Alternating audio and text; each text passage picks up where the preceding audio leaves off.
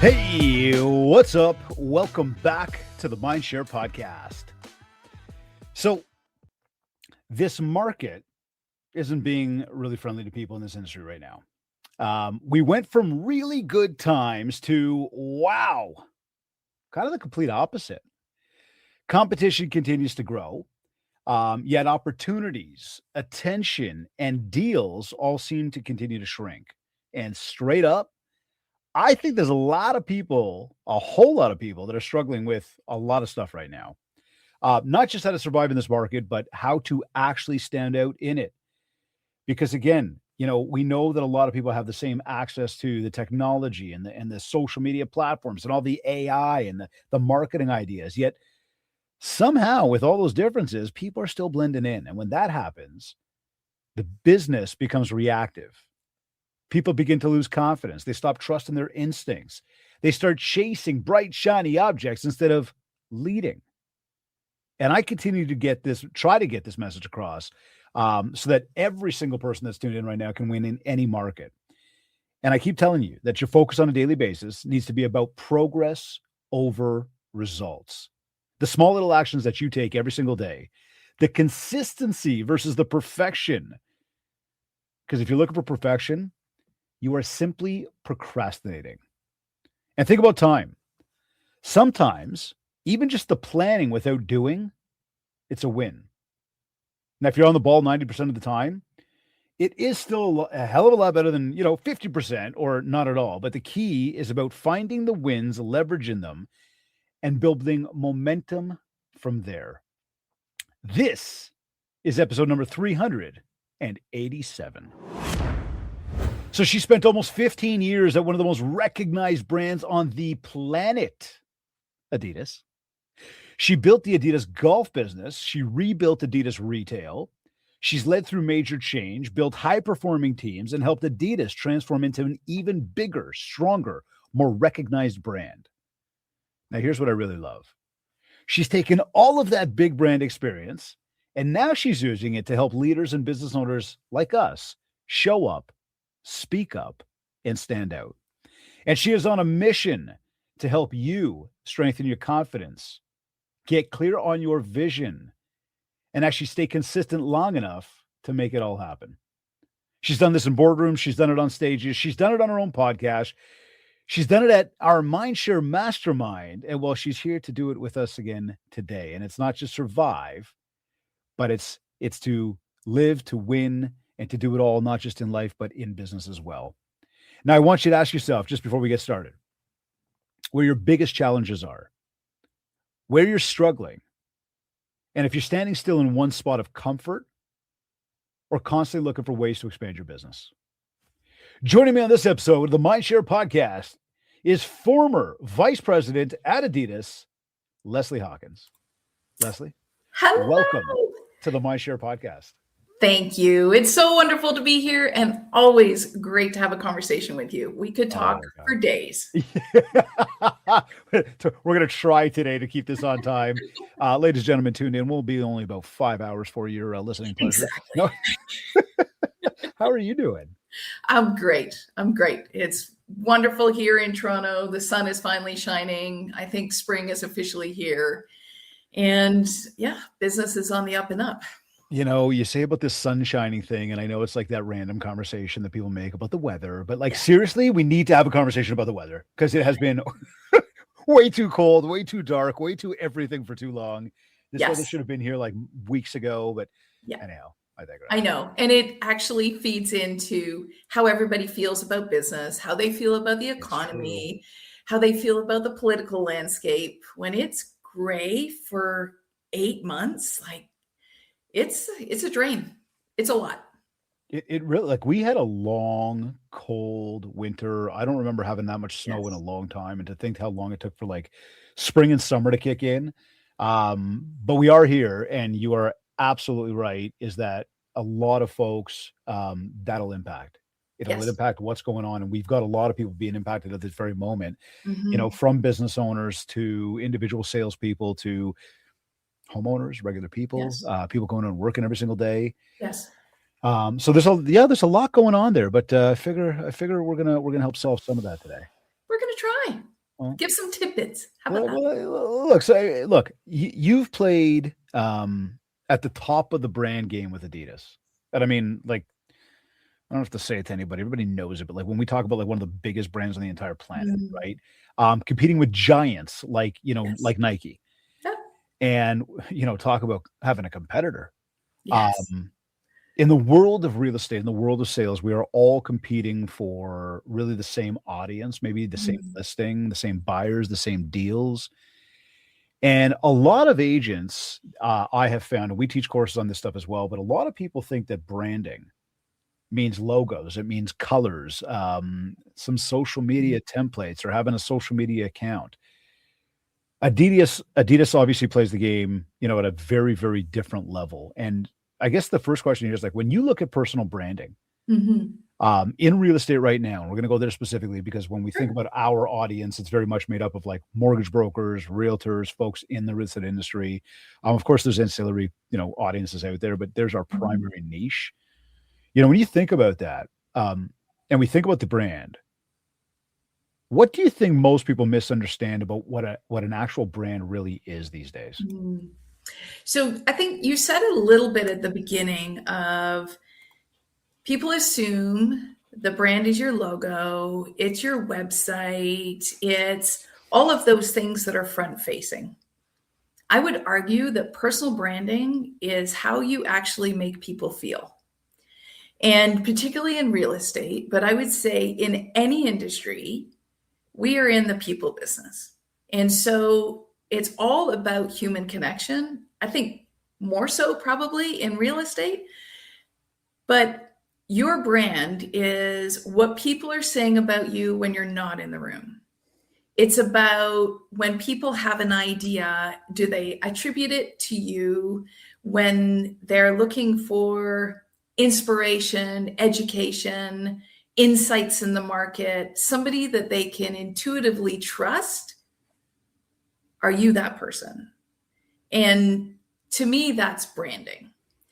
You can slap a logo on it. And yes, you need a website and you need all of those information and you need business cards. But the true test of your brand is how people feel about you, your reputation, what they're saying about you when you're not in the room, your sort of unwritten sponsors that are out there. How would you say that somebody measures that? Because I couldn't agree with you more. Like that's something I say to audiences on a regular basis. In fact, with part of our momentum training, one of the sessions we focus a lot of time in on is branding. And I Mhm. start the entire thing with people, and I'm like, listen, this isn't about logos and colors. I mean, we're going to talk to that because there's an element to that of the Mhm. face of the brand, the voice of the brand. Yes. But we got to understand the bigger picture of what branding is. Yes. What it really means, and you nailed it. I mean, obviously you nailed it, but it's that idea of like it's what people say about you when you're not Mhm. around. Right. Exactly. And we talk to KPIs, and you and I both understand that. What Mhm. what what would you say to somebody? How do they measure the impact of that brand? So it's how much people stay with you. So the longevity of the clients that you're working with, I think that's the first measure because it means that you are standing by you're saying, what you're doing, and then you do it and you deliver. You'll hear this word 100 times from me, but consistently, again and Mhm. again and again. And so if you can generate repeat customers on an ongoing basis, and particularly in real estate where you're really playing the long game, you're hoping that you buy and sell multiple places with one person. So it starts with that. And then it's the next way to gauge it. So one is how long have you had your customers and what's their repeat value? What's their overall full value that they bring? But then what are they saying about you when you're not in the room? You can determine that by the amount of people that they refer to you. And so I'll give you an example. It's outside of real estate, but our whole family buys our cars from one dealership. Now, all of our friends are now buying their car from the same dealership. The cars are the same at Mhm. all of the other dealerships within the same brand, but it's how they make us feel. It's how they service us. It's like they make us feel like we are the most important people ever. And so anybody else who's buying a car is going to get that same recommendation from me, because I know 100% without a shadow of a doubt that they will get absolutely the best service. So that's how you tell, right? It's how many people are coming back to you, and then how many people are recommending you. So it's really, it's a long game.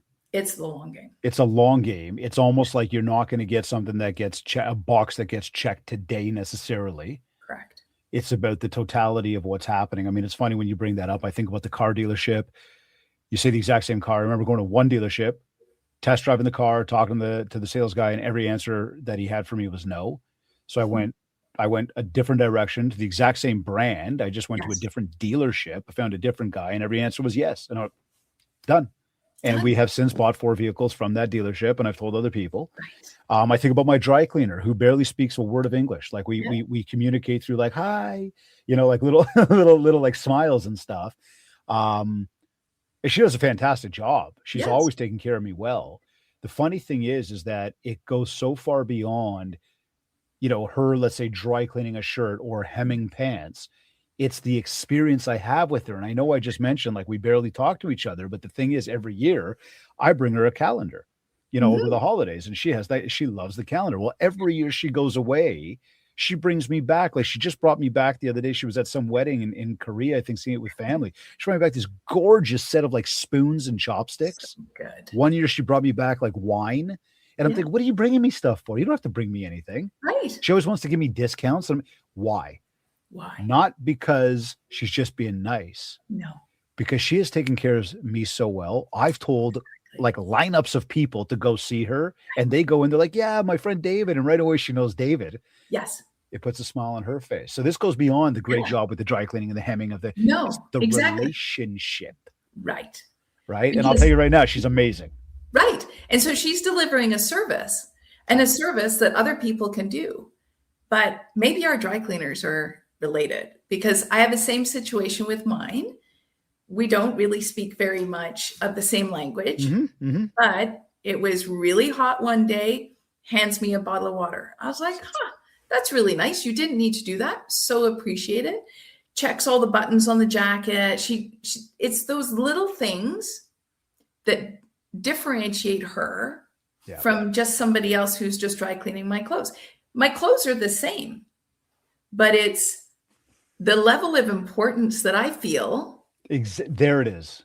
Right? Like, I feel like I'm the only customer, and I know I'm not, but it's the same thing. And I think for all the brands that I've worked with, we were always in the product business, but now transitioning into the service industry, it's even more important, I think, to be really mindful of how you show up every day, how you make people feel. And you may be having a really tough day, and the other person may be having a tough day, but that's not for you to bring to them. It's really about you delivering this amazing human connection, because that's the differentiator. When I meet people and they're like, oh, I might not have any business for you, Lesley, but I know it's been a successful conversation, when they're like, I should introduce you to this person. And by the way, I love your vibe. Yeah, there you That's go. it. Right. That's the win, right? Okay, so let me ask you this, because I think you actually just answered this. But if we thought about a brand positioning strategy that, like, you guys use in the big leagues, and I when we talk about the big, like, it's obviously, the size and stature of what Adidas and Nike are playing in are very different than us as individual small businesses. But would we say the experience is really what, like, any local agent, any small business that's tuned in going, how do I really stand out? How do I do that? Would we come back to it becomes that experience? Yes. Okay. And it's the same thing for the big brands. Like, don't kid yourself. There's, yes, obviously product differences, pricing differences, some of that and positioning, I understand. But at the end of the day, particularly in retail, it's all about, once somebody makes a decision to cross the threshold into your store or engage you in a conversation in real estate because they want to talk about their biggest investment, it's you welcoming them into your home. It's how you ultimately make them feel. And so it's about the experience that you deliver. That's why retailers spend lots and lots of money every year on trying to make sure that it's not just four walls that you're walking into, that how you're greeted by the people, the experience that you have, the stylists that you're working with, the amount of education and training for the people that greet you, that it's an overall amazing experience, so that as you put, money on the cash register, that it becomes such an easy transaction. Mm-hmm. Mm-hmm. Because you're more than happy to hand over your hard-earned money, which in today's economy is really tough. Yep.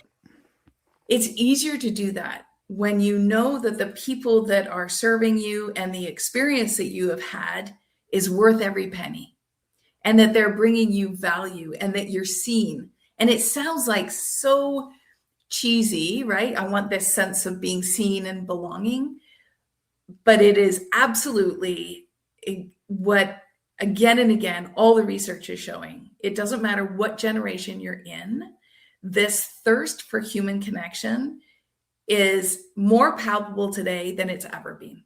And it doesn't matter if you're a boomer or you're a Gen Z. So it's all about experience. And I mean, when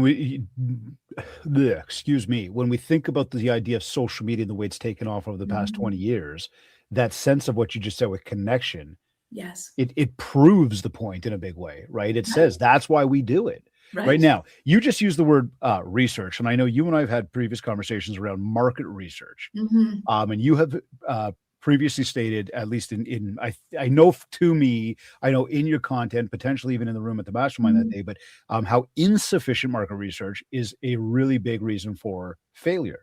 Yes. And as you just mentioned about the human connection and getting together with people, and we talk about standing out and differentiating and creating experiences and all the above. What questions do you suggest that agents should be asking themselves that they probably aren't maybe at this very moment? Right. So it's a bit of a list, but I would start with, for you as the agent, what is your core competency? What makes you different from the agent standing on your left or on your right? And it could be the network that you have. You could feel like, well, I don't have as much experience, so it's a bit of a negative. But what is your core competency? Like, what is so uniquely different about you? And it could be your vibe, it could be your energy, whatever it may be, right? It doesn't necessarily need to be something tangible. Then what's your core offering? So yes, you're buying and selling homes, but narrow that down for me. Are you offering a full service? So it's not just that you list your house or your condo with us, but here's all the other value add. We offer staging, we offer storage, we offer. What else is in there? And then I like the biggest one is, who's your core consumer? So who are you serving? And that's where it takes a little bit of work and research to be really deliberate about and specific about who that person is. And so it's like creating a muse. I'm sure AI can help with some of this to give you some ideas on it. But, is your muse a 32-year-old female who has got young kids? She's an executive. She's middle manager. She loves Pilates and yoga and like, how detailed and specific can you get on that consumer? And then it would be, that's sort of you. What's your offering? What's your consumer? Then it would be looking at the market research in your community. Well, so, I was going to go there with you too, right, and say, because like it's easy for me to sit back and say, I'm going to scroll the MLS and just look at what properties are there. Right. But it's like, you got to truly understand. You got to understand the client, the community, yes, yes, maybe who else is out there that you're up against? So Right. sorry, keep going. I was just going to go there with So you. it's definitely community. Like what's happening in your community? Where I live, like it's growing exponentially. And I think we're going to run out of land at some point. We're going to have to expand the borders. It's growing so quickly.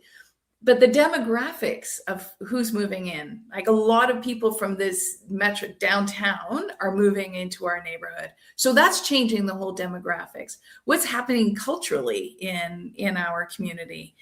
What's happening with all the events? Everything that's happening within community that you need to also understand.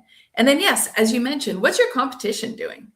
And so it would be looking at other real estate agents, looking at competition like those who choose not to use a realtor, or some of these other services I think that are out there that I think are online where you can sort of do it yourself.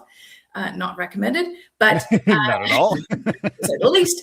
But you have to understand and be able to intelligently speak about what's happening with your competition.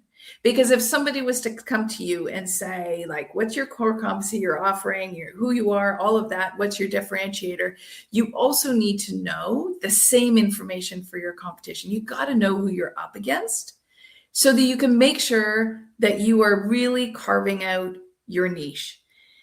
And then beyond that, I would look at where are people choosing to spend their money?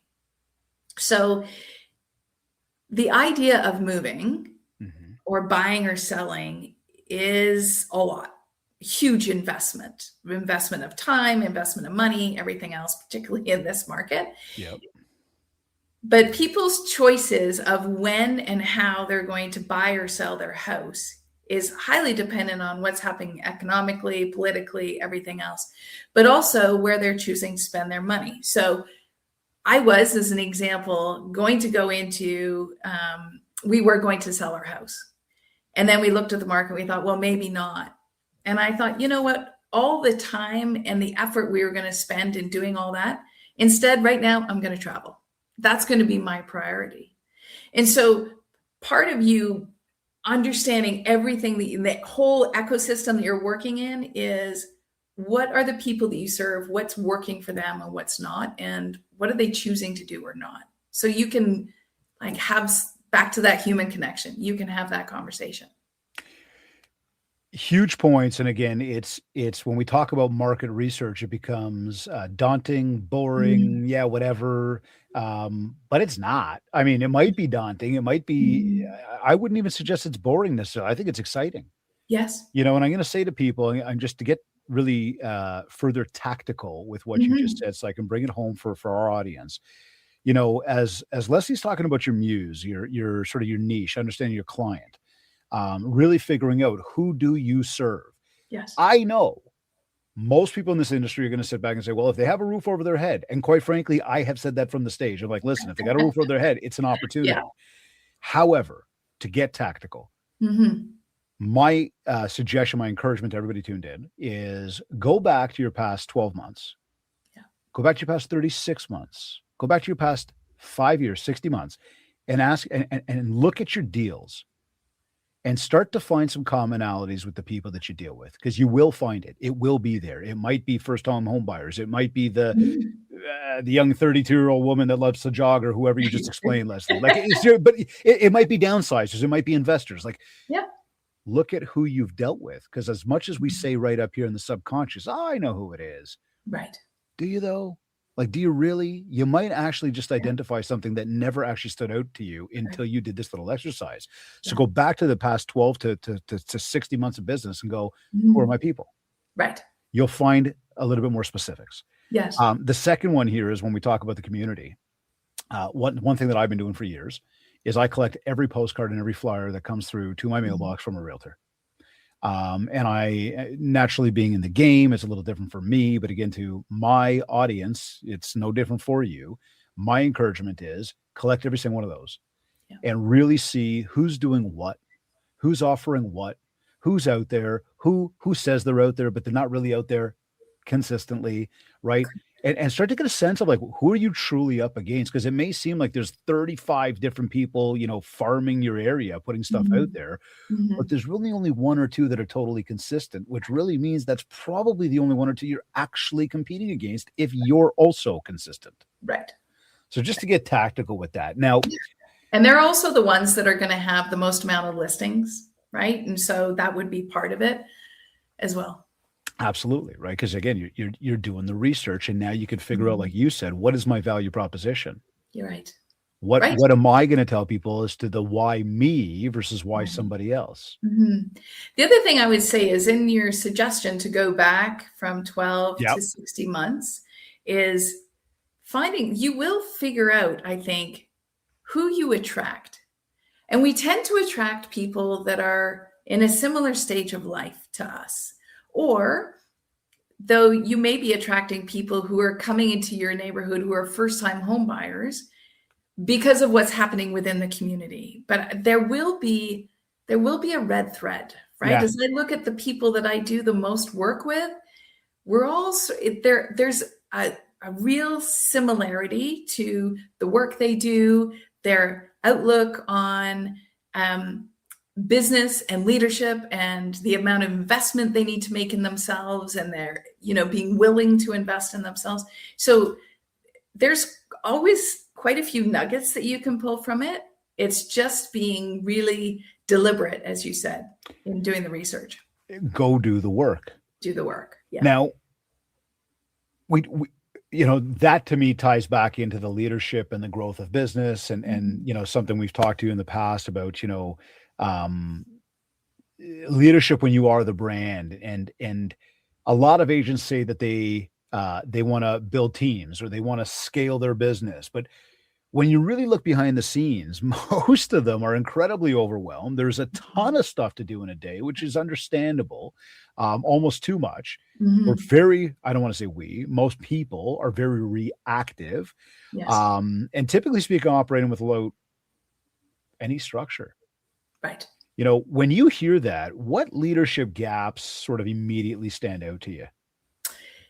So as a leader, and it would, no matter how small your team is, it's making sure that you have a vision. So you see it again and again with, this is what I want to do, but not necessarily being able to really crystallize what is your differentiator. So I would say it's like, what is your vision? What does success look like to you? What is your strategy? And I know you've heard this from me before, David, but there is an inherent difference between a business plan and a strategic plan. And the leaders that make the most consistent businesses are those that have both.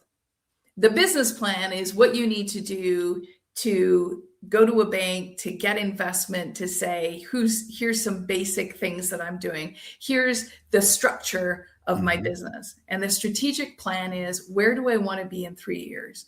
How am I going to get there? What actions am I going to take? And it's not, I'm going to hang a shingle over my front doorstep and therefore I'm now in business. That's a business plan. It's very different in strategic plan. And so the gap in leadership comes from, or I would say the downfalls with not having a strategic plan is we have squirrel moments. Yeah. All of these moments where there's a new shiny trend, there's a new something that comes up, and that's what you chase after, and that's what you go for. When in actual fact, back to the word consistency, those who know exactly who they are, they've got a really well thought out strategy for, here's how I'm going to approach this market, and do that consistently, are those that stay focused on their mission, focused on their vision. Their decision making becomes much better. Their ability to manage their business and their teams is much better. And the team that they're working with are crystal clear on what they're trying to accomplish every day. It's when we get scattered, and I'm raising my hand, I am like, not so great at doing this, great at strategic planning, but I do have my squirrel moments. And I'm grateful I have a business partner who calls me out on it, right? Look, I'm one of the people that preaches. Okay. And first, I know you've said it before, but I love learning from you, so I'm just going to keep learning from you. But I'm one of the people that preaches about structure, about time blocking, about being proactive rather than reactive. And I really do operate my days that way. In saying that, just to be very, very transparent at all times, which I always am, we all have our squirrel moments. Yes. We all have them. The Yes. difference is, are you going to keep chasing the squirrel, or are you going to have the strategic plan that keeps you on track, that goes, hey, you're chasing a squirrel, get over here, and like sits you back in your place where you're supposed to be. Right. And look, if we come right back to it, I mean, companies like Adidas, major brands, they don't go chasing squirrels. Yeah. There might be a department that chases some just to test waters and figure out what works, but there's always going to be a strategic plan. And when we look and say, well, how do I become the biggest of the big? I mean, Adidas is a perfect example. You know what? I'm going to disagree with you on that one. Oh, here we go. So here we go. So I think that it is easy for big companies to follow the bright, shiny and the trends. And a perfect example of that is all the work that Adidas did with Yeezy. And Yeezy became a huge part of the business. And when that went sideways, it caused a major catastrophic event in the company. And so you'd like to think that the big companies have it all figured out. And for the most part, they do. But it is so easy to get hyper-focused on what is the latest and greatest and forget what your roots are, right? And so to take it into real estate terms, it may be that you're used to serving one specific consumer group and you're really good at serving them. But then you start seeing a flood of new people coming into the community, first-time home buyers. You're like, I could totally pivot. They need a roof over their head. I can do this. But what you risk is you risk abandoning the people that got you to where you are today. And so a company like Adidas kind of lost their way. They went all in on collaborations, and the function of the business was still there, but the biggest growth area was from all these collaborations with these great artists, whether it be at that point, it was Kanye West, not so great, but Beyonce and some others, and it became so big, it became a distraction. We're going to take a quick commercial break here for a very quick moment, and we're going to reconvene on this part of the conversation here. Want to take a very quick moment here to acknowledge our sponsors of the MindShare podcast, Kits Keep in Touch Systems, which is your ultimate marketing and lead generation CRM. Bottom line, if you're in real estate, you need Kits. And REM Real Estate Magazine, Canada's premier magazine for real estate professionals and industry stakeholders for news, analysis, and commentary on Canadian real estate. While you're listening, head over to mindshare101.com and grab your free ultimate marketing bundle. And if you're ready to grow with business, ready to grow your business with coaching, with group training, or want to bring momentum training to your office, just get in touch with us. All right, let's jump back in here.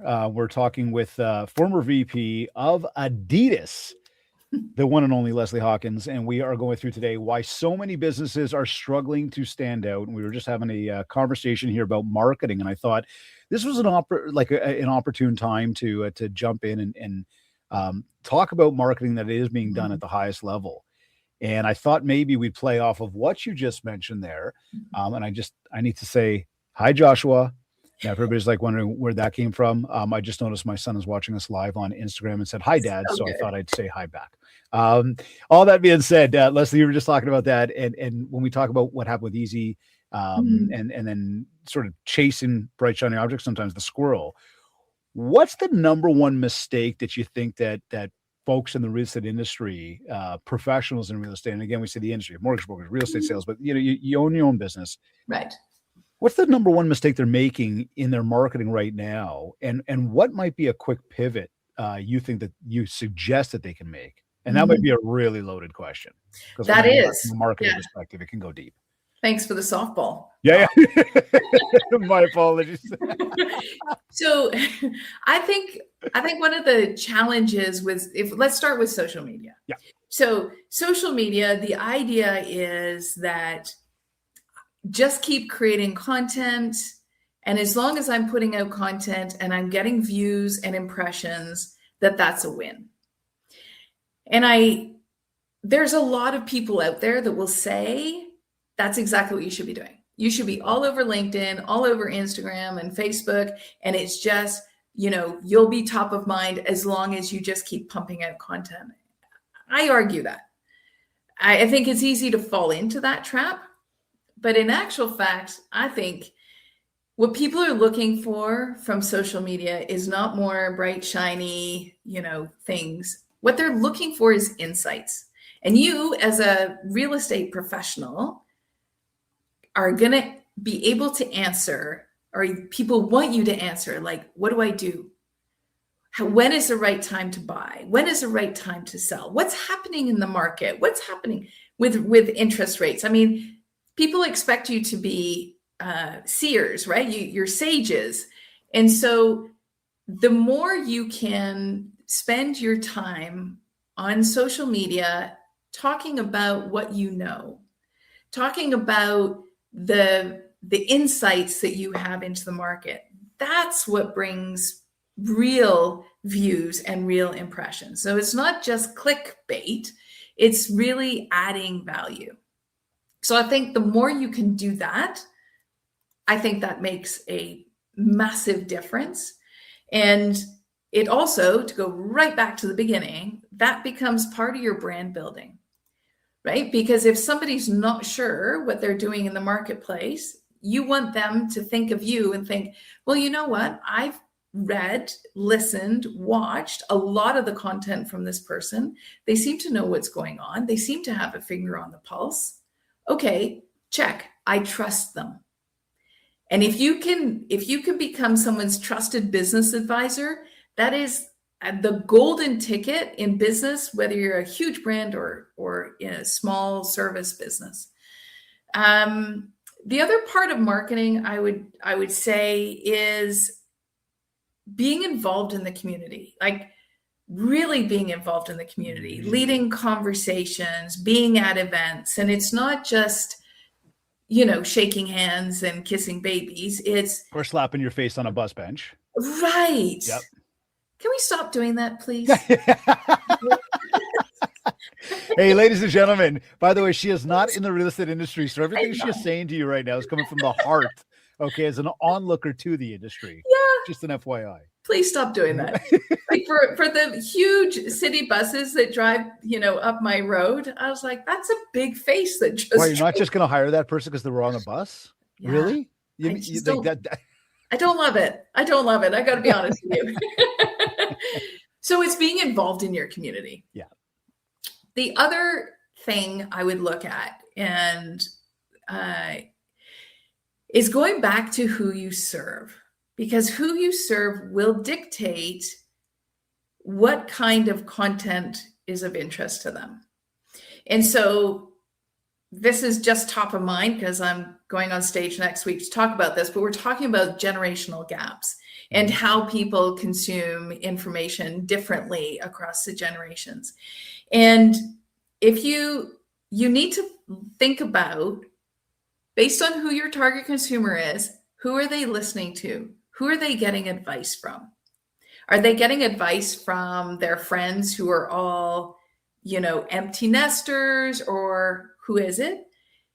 If you're talking to somebody who's a bit younger, user-generated content, so where there's actually other people talking about you in their own words, in their own opinion, that matters to those that are in their 20s and 30s.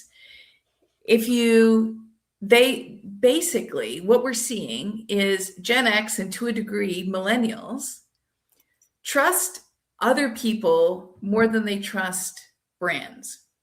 So that's more applicable to like a big brand like Adidas, but your marketing efforts should be directed, depending on who your target consumer is, on those that have got the ear of your target customer, right? So their friends, their families, their community events, whom they're involved with, businesses that they support, that they frequent. That should be where you get far more bang for your buck as well. You don't need to spend millions on marketing at all. See that?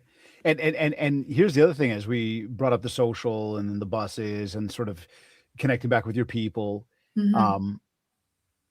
There's also an element of connecting with yourself, right? Like we got a lot of people trying to be somebody that they're not, Yes. instead of just really trying to develop into an even better version of who they actually are. Mhm.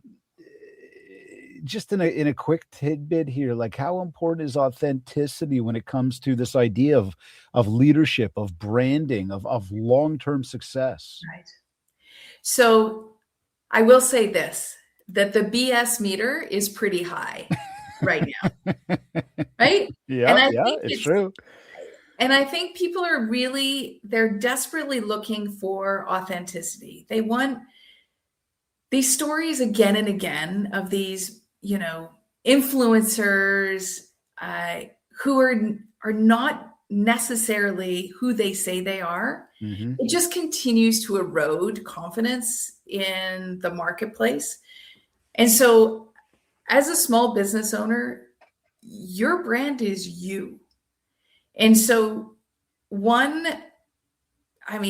it should go without saying, but don't try to be the smartest person in the room. Don't try to be something that you're not. You need to come off as intelligent, but if you don't know the answer, the best thing you can say is, I'm not sure. Let me check. Because if you're going to try and tap dance, I tell you that BS meter is going to be flashing bright. Okay. And that's it. You're done, right? The conversation's over. I got to go here right now then with this. And I'm almost cutting you off midstream, but it's good. as technology and AI continue to explode, and use the word intelligence. Mhm. It doesn't make you intelligent just because you can go to ChatGPT, type something in and regurgitate it. Talk to me about that for a second. When it comes to people leveraging the AIs to give them the answers and literally doing a copy paste to put it out there, as opposed to interpretation, clarification, communication. What are your thoughts on that whole, how, why, the human connection, the emotional intelligence, become even more important as we look ahead in business, because we talk about the BS meter?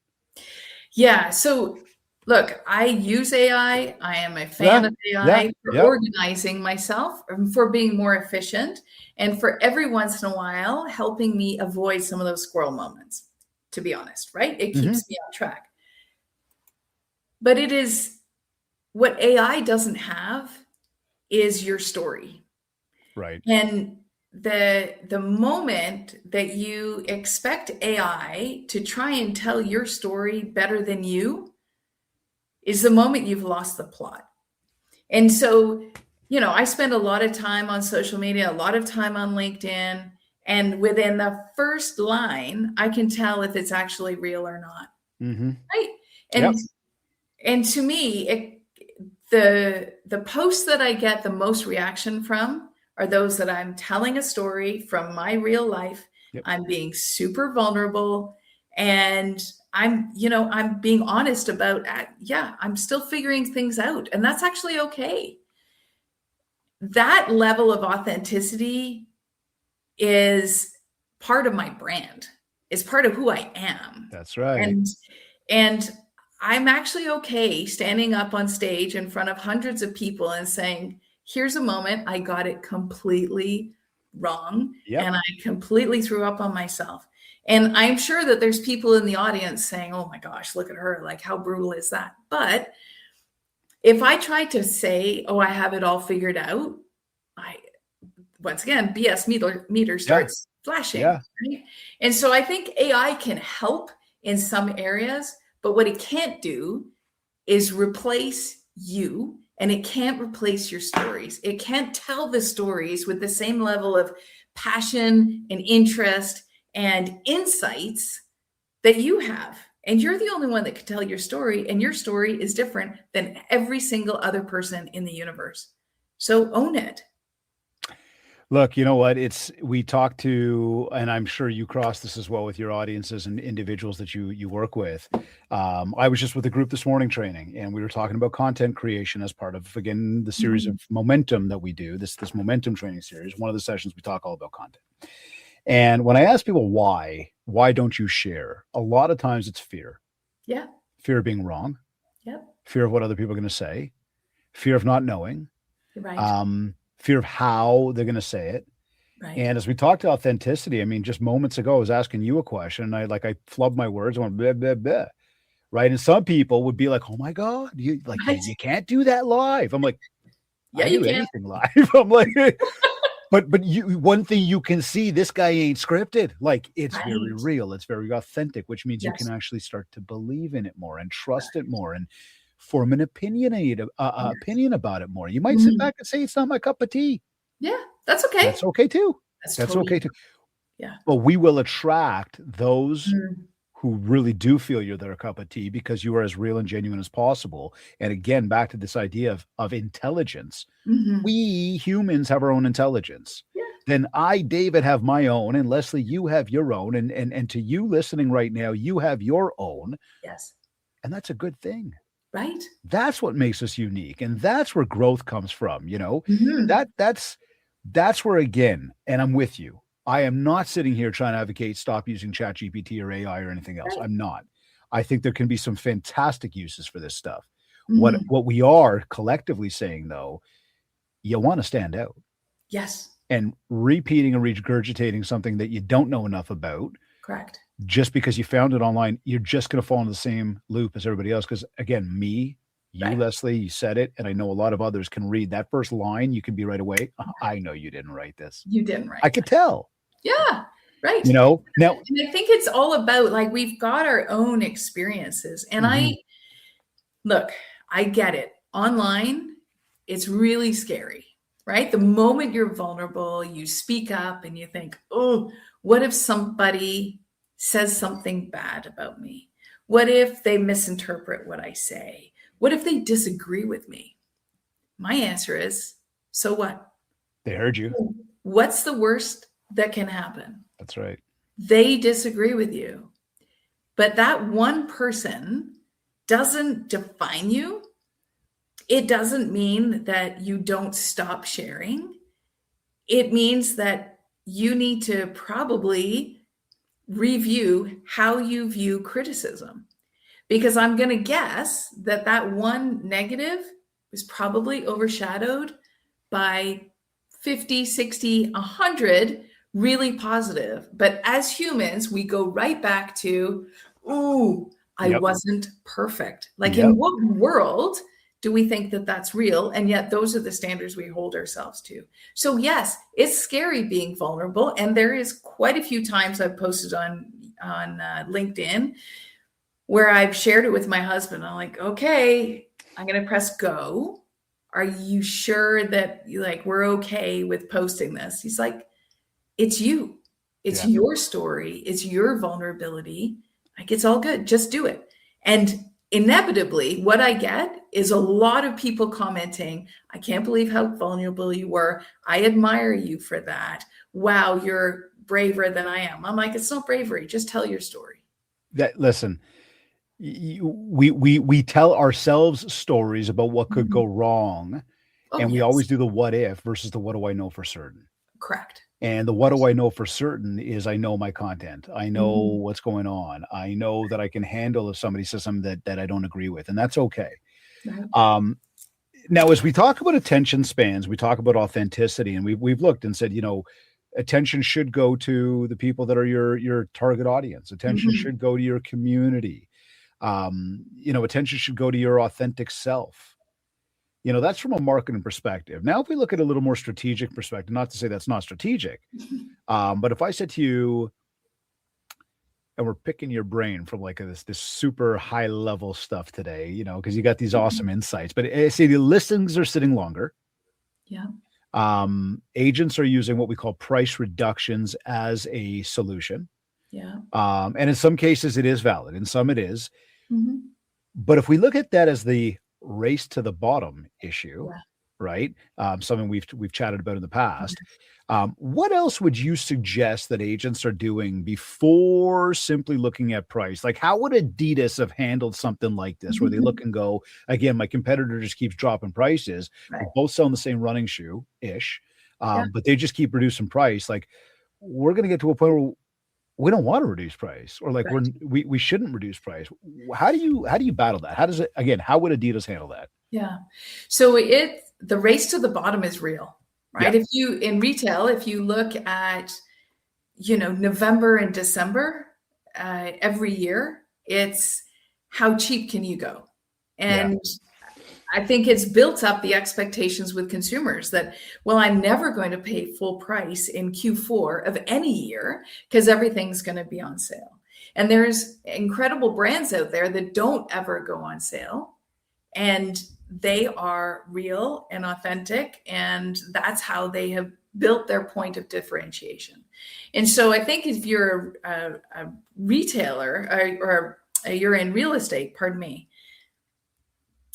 there may be situations where you want to reduce your price, but it is a really slippery slope.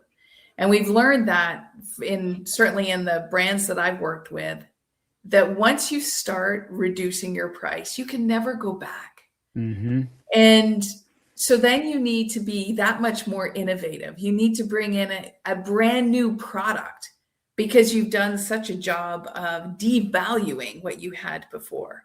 And if your product is your personal brand, you don't want to devalue it, because that's what you have. That is your point of differentiation. Mm-hmm. So my recommendation is always to do the opposite. And so what we did a lot at Adidas when I was in retail was, in some stores, yes, it was about the upfront discount. In a lot of other situations, it was about value add. So you buy something and here's the incremental benefit that you get, right? So you get more Adi Club points, or you get a free pair of socks with the shoes, or whatever it is. So that now they're going out with more units out the door for the same dollars. Right. So you're still getting them to pay full price for that item, but now you made it feel like they got a deal. And so in real estate, it would be looking at, what is your value proposition? What do you offer? What additional services can you offer? Can you offer staging? Once again, this is out of my realm of experience. No, for sure. What are the other things that you can do? Do you provide ongoing updates every month of what's happening in the marketplace? The moment there's something new that's gone, on the market, even though they're not yet ready to sell, just so you know, this house in your neighborhood went up. Here's what it's looking like. Oh, by the way, it's sold. Here's what's happening. So that they're constantly informed of what's happening in the marketplace. Is there other things that you can do that makes, ultimately, you want your consumer to feel like they're getting more than they are paying for? Okay, so here I'm gonna tie this together. I'm gonna assist with that Thank tie you. in, because I like what you did. No, because look, you did exactly what I was looking for. Is if we take it outside of our shoes, because that's Mhm. sometimes the best way to even do things and make things more clear, is like, forget about you and your business right now. Let's look over here at this example, right? And that's exactly what I pulled from you right now. Was We're taking out of real estate. We're still talking price reduction. We're talking a different product: running shoes, sports gear, apparel, whatever. Right. And we know that our competitors reducing prices. And now, again, I bring it back to the people listening right now, the audience, and going, there's people reducing prices. Well, on two fronts. One, I'm going to say listing price. Two, I'm going to say commission. Mhm. On both sides, because there were some examples you just made there, Lesley, and again, all good, and I thank you, that almost tie more back to, what can I do when somebody asks me to lower my commission? What ancillary services can I offer that can keep my commission where I want it, but I can add on A, B, or C? Correct. Much the same when we come back to the list price and we say, well, we're going to lower it. Well, maybe there's something else we can do with other add-ons that, again, we can add on that now says, hey, we're actually worth this number. We might even be worth more because what we're adding here. Right. And it's another way to shake the tree and have that conversation. So seriously, I know for you, it's kind of like throwing you into the fire a little bit on that. No, but it was helpful how you approached that, because again, it plants a seed in our listeners' minds around what else could I do? Yes. As opposed to just lower price. Right. Because the moment you start lowering price, and I get it, the market in some cases is demanding of that. It sends a message. It sends a mess. And when I see a house that's up for sale in our neighborhood and the price starts dropping, I'm like, oh, either it was highly overinflated or somebody doesn't know the market. And so it actually speaks more, in my view, to the value that real estate agent, like how much are they bringing to the table? And there it is, right? Because it may not be enough and it's actually poor positioning. Exactly. Right. And on top of the fact, and I'm just going to say to everybody, every time you lower the price, you're lowering the price of all the houses around it. Correct. Right. And that's where the market starts to get impacted. And if we look at it collectively as an industry, impatience is causing people to lower prices. Yeah. How about we go in there more strategic with a better plan? Right. We don't get as impatient.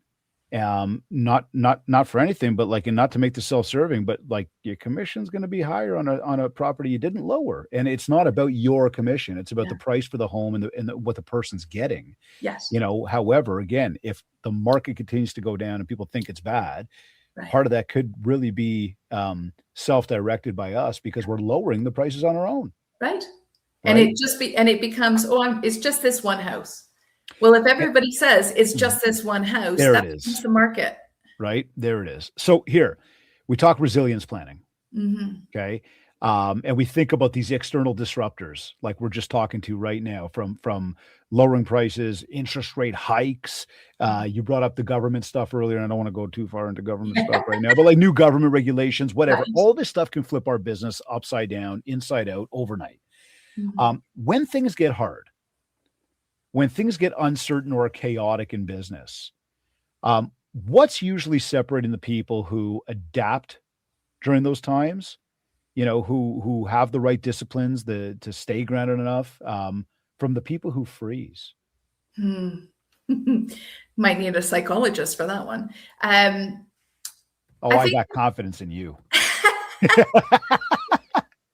I think it goes back to understanding, and those who have the discipline, you said it yourself, staying absolutely true to who you are, who you serve, doing what you say you would do, and doing it consistently, and meeting or beating expectations.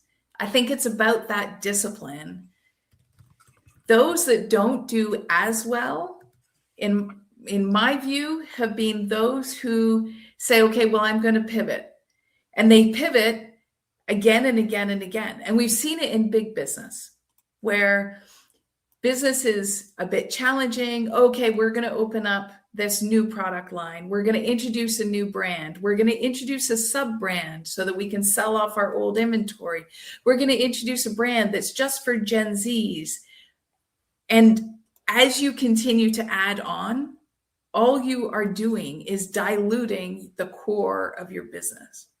And so I think it gets us all the way back to the beginning, which is, if you know your core offering, you know your core competency, and you know your core consumer, that, and having the discipline to stay absolutely rigid in who that is and what that is, that's going to be the differentiator between you and the others that are doing this, that are running all over the place. Well, running all over the place. How much emphasis do you put on time in a day? All of it. I put a ton of emphasis on time. And that's where I think AI can come in and be quite helpful in making sure that you're really disciplined on your time. I think time and energy are two finite resources that we don't take advantage of nearly as much as we should. And so the more you can stay focused on your time management, and that doesn't mean that you're investing all your time in work.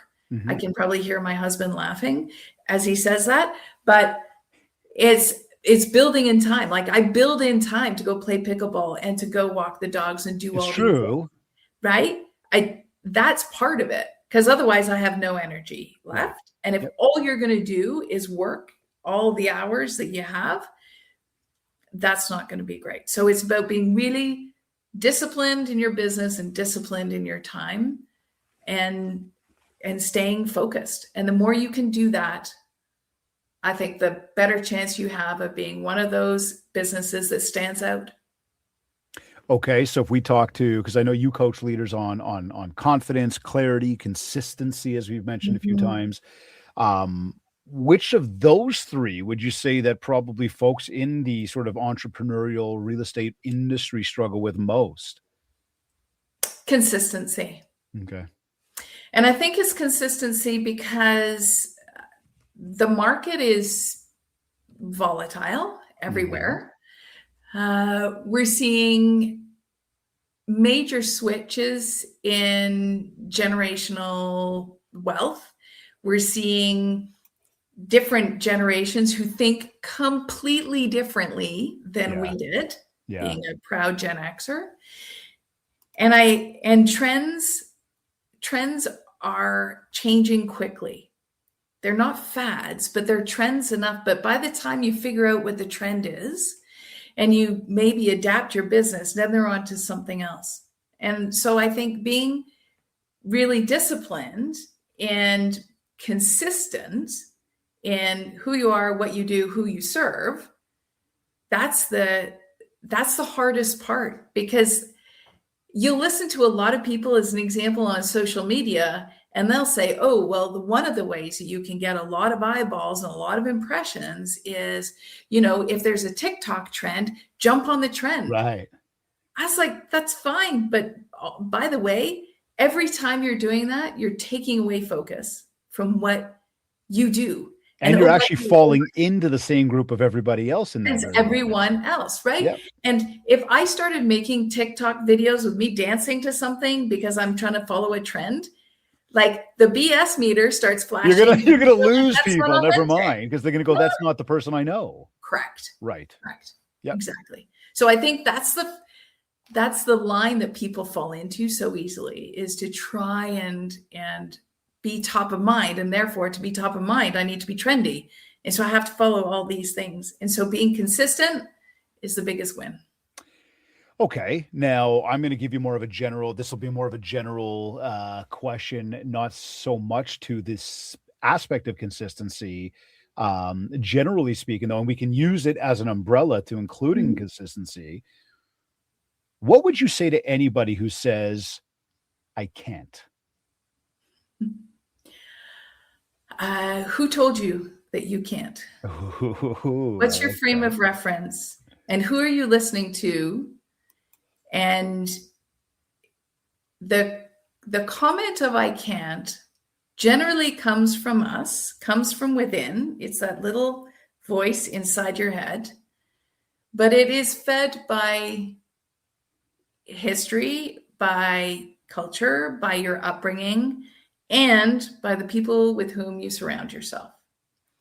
And so part of it is to be really honest about who are you listening to, who are you surrounding yourself with, and you may find that there is people in your orbit who are not cheerleaders like you need them to be. And I have people in my orbit who are great cheerleaders. That doesn't mean that they tell me what I want to hear. Right. No, they tell you what you need to hear most times. They tell me what I need to hear, and they're brutally honest. And sometimes it's hard to hear, but that's far more valuable to me than just somebody saying, oh, you got it, go girl, or whatever, right? But I also have people in my orbit who don't understand entrepreneurship. that's not their world. Right. They've lived within a corporate culture forever. And so I'm like this three-headed monster talking to them about this stuff. This is totally different. And so the value that I put on their criticism is very different than the value I put on those who are telling me what I need to hear. And so it's not that I'm cutting them out. It's just being really mindful. But it takes a moment, David, of being really quiet and figuring out, where does the I can't come from? I really like your answer to that. I really do. It's something I've been saying to my children since the day they were born. Mm-hmm. You can. You can. You can. And I remember when Jennifer, and I know some of my regular listeners like, Dave, we've heard this story. Too bad. I'm going to tell it again. But it's like when Jennifer would turn to me, she's like, honey, they don't understand you. I'm like, one day they will. Yeah. And when they say they can't, they're going to hear daddy's voice going, yes, you can. Yes, you can. And that for me is important because I believe that we can do anything we put our minds to. Agreed. Now, when we look at that, how much of success do you think is skill versus people simply getting out of their own way? That's a great question. So I think there is some skill required to be successful, although I would question the word success because it's how you define it. I like that. Because success, to some people, success means that they've got lots of zeros, multiple zeros in their bank account. For other people, it's success is that they're able to take a family trip every year or pay for their kids' education or whatever. So how do you define success, I think, is definitely part of it. Ask the question again, because I'm curious. Well, how about I ask you this question instead? Day's over for you. Yes. You've done everything you had to do. Yeah. How do you know it's been a successful day for you? As we talk about defining it. Yeah. So success for me every day is making connections with people and having conversations with people in which I learn something. And you can't take that to the bank. I get it.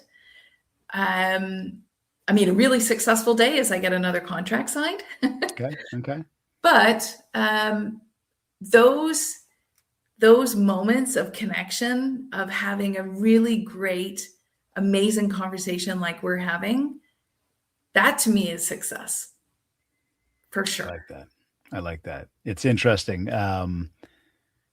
And I know you threw in the little joke about getting the contract signed, and I think that it's not a joke. We all would say the same thing as businesses. So there's no shying away from that.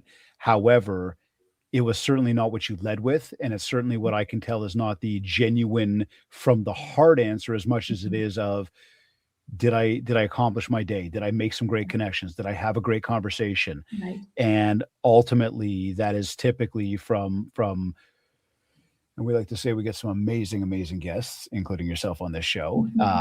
I've asked that question hundreds and hundreds of times, and the best of the best have never used the word money to answer that question. No. I'll tell you, one of the most successful days I had recently was when I got a message from somebody who had been in the audience when I delivered my signature keynote. Yeah. And she sent me a note and she said, I had been thinking about changing my job for a long time. And I didn't know how, and I didn't know if I should. And I had this little voice inside my head saying, no, just stay where you are. And she's like, I heard you speak, and I've decided to own my worth, which is part of my keynote. And not only am I leaving my job, but I've decided to move to the UK because I've always wanted to do that. Wow. And to me, that was like, that made my month. That's so cool. I was like, congratulations to you. Right. Well, it's that has got huge value to me. I get it. And yeah, make a difference one person at a time. Lesley, give me some final words of wisdom here just before we close out today, please. Just a final message to anybody. Just wrap us up based on today. Yeah. So for those who are in the real estate business, or quite frankly, in any business right now, I know it feels heavy. I know that there's lots of pressures and it's been a long winter. But I would say that the more you are truly honest with yourself, you are authentic in who you are, and you continue to have a real focus on human connection, that's how you're going to make a difference. That's how you make a difference in people's lives. That's how your business stands out. And that's how you become successful. It's not about what's in your bank account, although we need that. It's about the difference that you can make in people's lives every day. And as a real estate agent, you're managing such a huge part of people's lives. It's a huge transaction. And so if you can make that meaningful, impactful, memorable in the most authentic way, then you're winning at life. Words of wisdom. Lesley, where can people find you? You can find me on lesleyhawkins.ca or on LinkedIn, Instagram, all under Lesley Hawkins. I want to encourage everybody to go check her out, go learn more at lesleyhawkins.ca. Check her out on Instagram, LinkedIn, social media, website, you name it. She's absolutely awesome.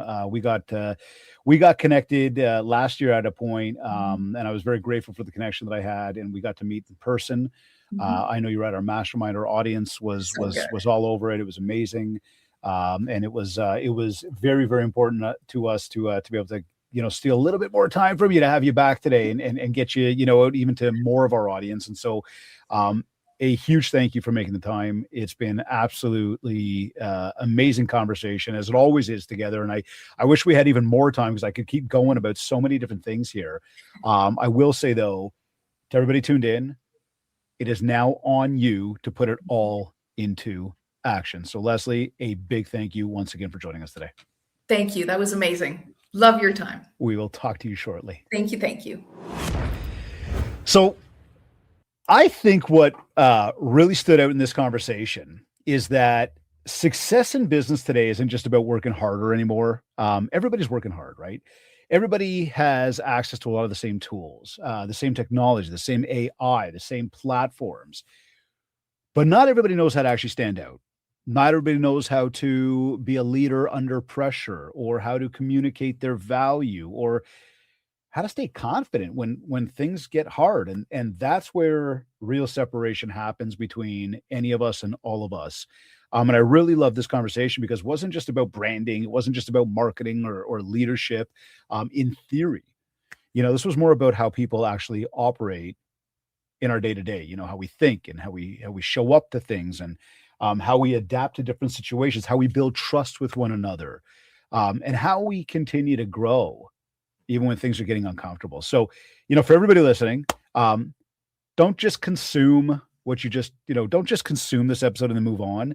I want you to actually take something from it. I want you to apply it. I want you to implement it. I want you to have the hard conversations, both with yourself and, like Lesley shared, with other people that might be willing to tell it to you. Because when you look at yourself and you look at your business honestly, you're going to learn a lot. And that awareness is huge, but awareness without action changes absolutely nothing.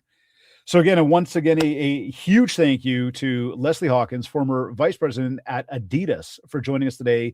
Absolute great conversation. As always, a big thanks to Kits and Ram Magazine for sponsoring this episode of the MindShare Podcast. And of course, a big thank you to each and every single one of you for making the time to join us today. My name is David Greenspan, reminding you to build MindShare so you get more market share. Thank you for tuning in. I will catch you all next week.